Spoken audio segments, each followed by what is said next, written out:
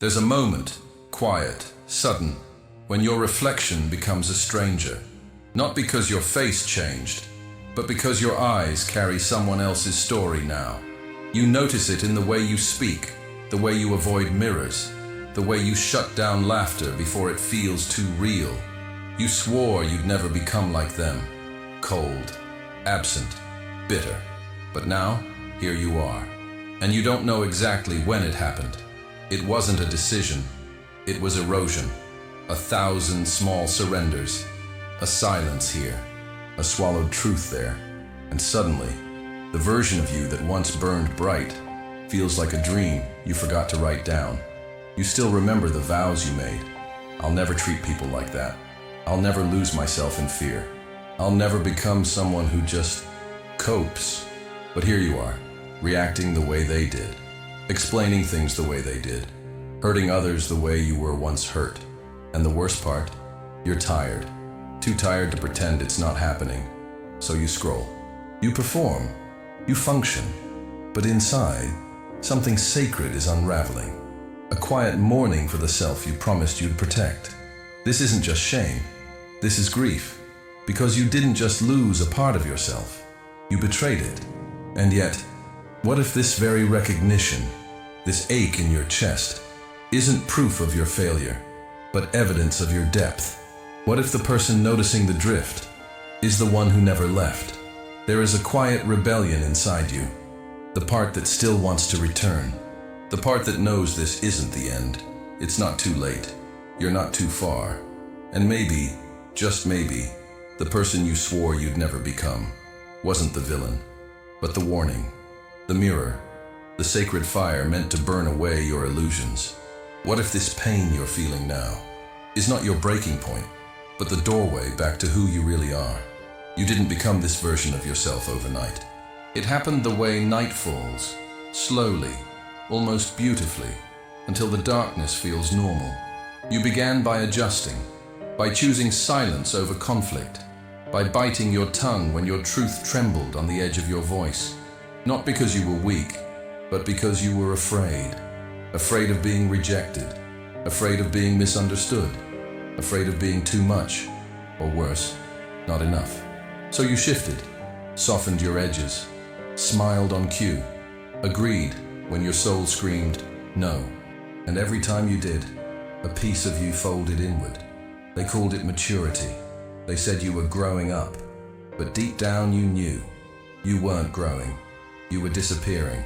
You became a master of the unspoken, of hiding your hunger for something real, of performing happiness in places that made you feel hollow, like an actor who forgot they were acting. And somewhere along the way, you got tired of the role. But you also got scared. Because if you take off the mask, will anyone still clap? You told yourself it was safer this way, easier, cleaner, but it's not. Because the mask may protect you from judgment, but it also suffocates your truth. And now, you feel it. The quiet panic of not knowing who you are without all the performances. You say things you don't believe. You chase things you don't even want. And you wonder why everything feels numb. You wear your exhaustion like skin. You fake enthusiasm. You rehearse connection. But your soul is screaming beneath it all, this isn't me. Still, you stay. You stay in friendships that drain you. You stay in habits that shrink you. You stay in rooms where your presence is background noise. Because leaving would mean facing the echo of your own voice. You know the life you built doesn't fit you anymore, but you don't know how to unbuild it. So you decorate the cage. You polish the bars. You post quotes about healing while your truth rusts in silence. And here's the paradox.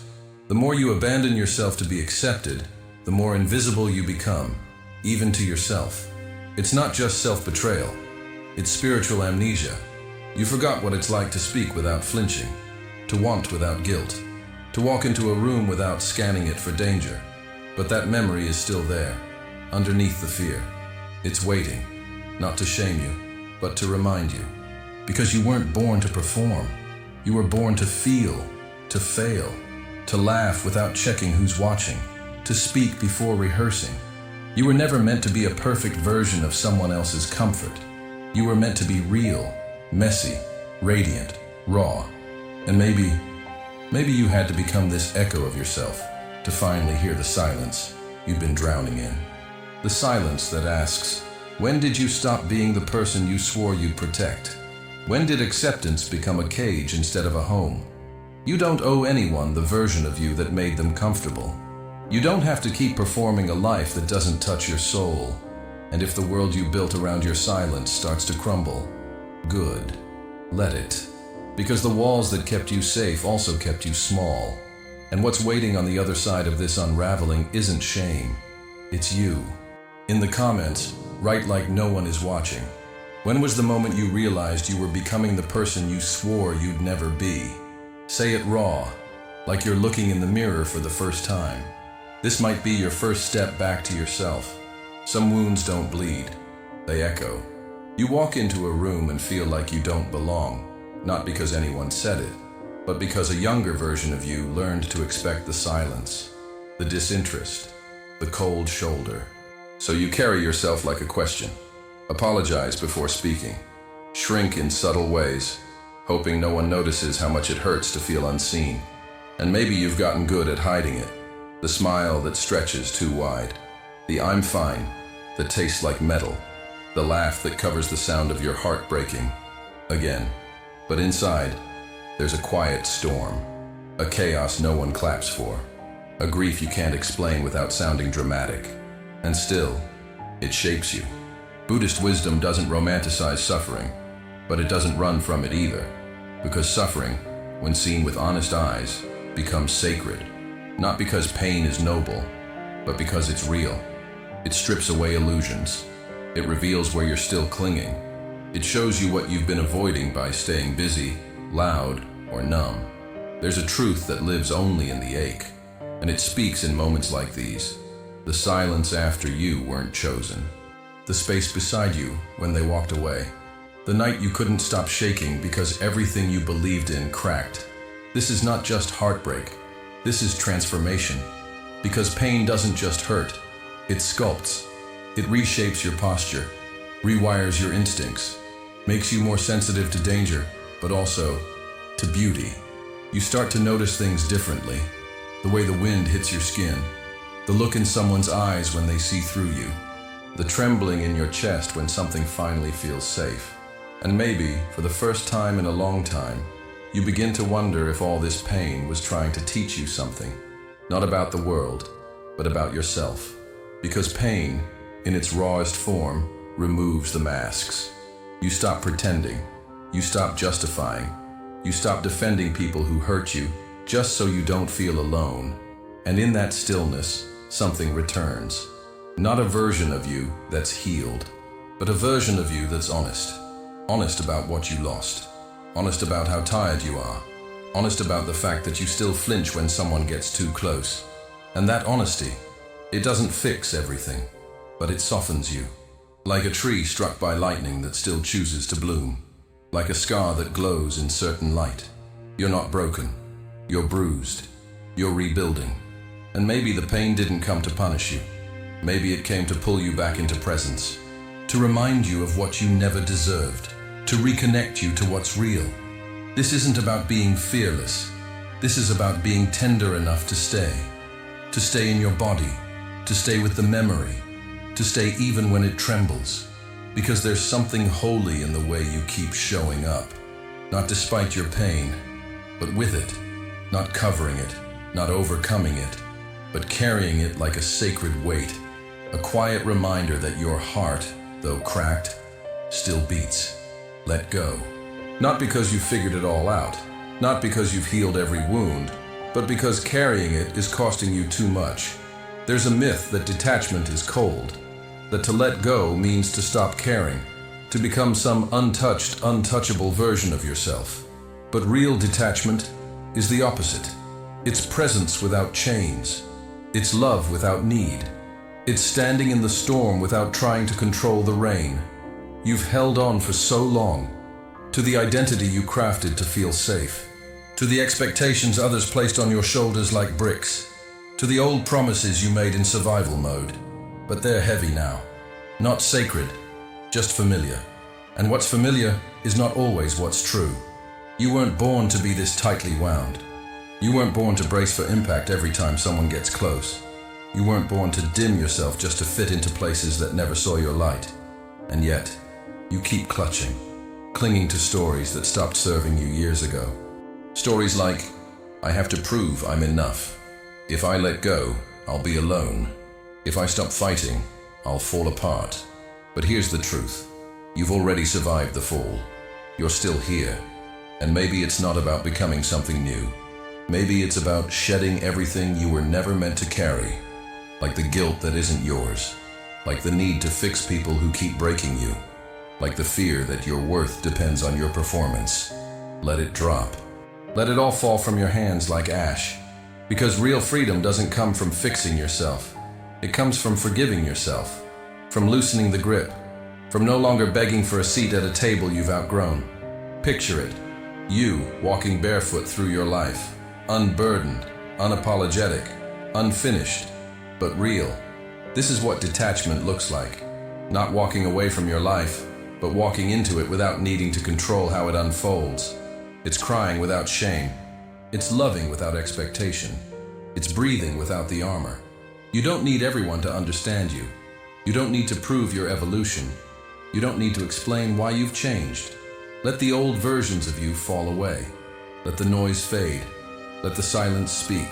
And in that space, that sacred space between who you were and who you're becoming, you'll feel it. Lightness. Not the kind that comes from escape, but the kind that comes from finally returning. Because when you stop trying to be who you were told to be, something wild and true begins to stir. Something that doesn't need validation.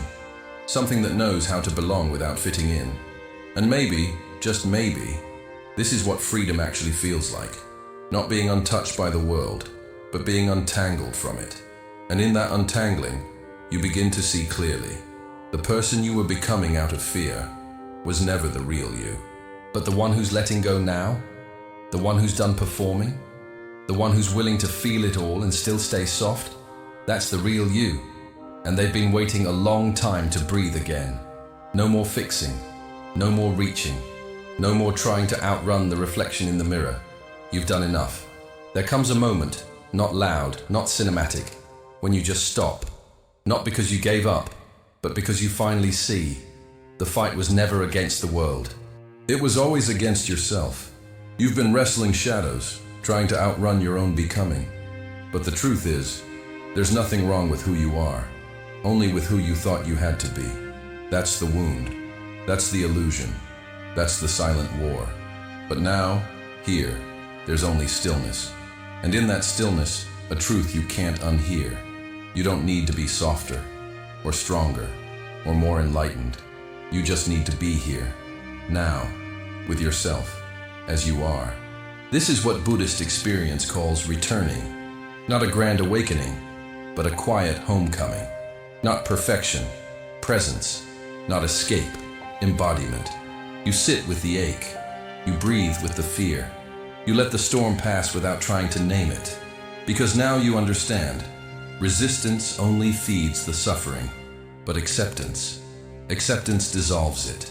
And not because the pain disappears, but because you stop fighting the rain and start feeling it. You start to see that your mess is sacred, that your contradictions don't make you broken, they make you human, that your doubt is not a failure of faith, but a deeper kind of honesty. You were never meant to be one thing. You were meant to change, to evolve, to fall apart and rise again in forms you can't predict. And this moment where you surrender the war, isn't weakness, it's wisdom. The kind of wisdom that comes from breaking, from realizing that being strong all the time was just another way of staying numb. Now you don't need to numb. You don't need to explain. You don't need to keep proving your worth through exhaustion. You're allowed to be soft, to be tired, to be incomplete, because there's beauty in your becoming. Not the curated version, the real one, the one that still flinches sometimes, the one that forgives slowly, the one that's learning how to stay, even when staying feels hard. And here, in the silence that follows surrender, you begin to feel something you haven't felt in a long time. Peace. Not because everything is fixed, but because you stopped demanding that it be. Now, instead of asking, why am I like this? You ask, what is this moment trying to show me? Now, instead of building a better mask, you start removing the old ones, gently, and under all those layers, you find someone. Not perfect, not healed, but present, aware, breathing, enough. So maybe, just maybe, you don't need another breakthrough or a new version of yourself to chase. Maybe you just need to stop running, to stand still in your truth, to look at your reflection and say, I see you. I'm still here. I'm not leaving. Because the silence you feared is actually what heals you. And the version of you that you're afraid to meet, the one you became while trying to survive, might not be your enemy, might just be your beginning.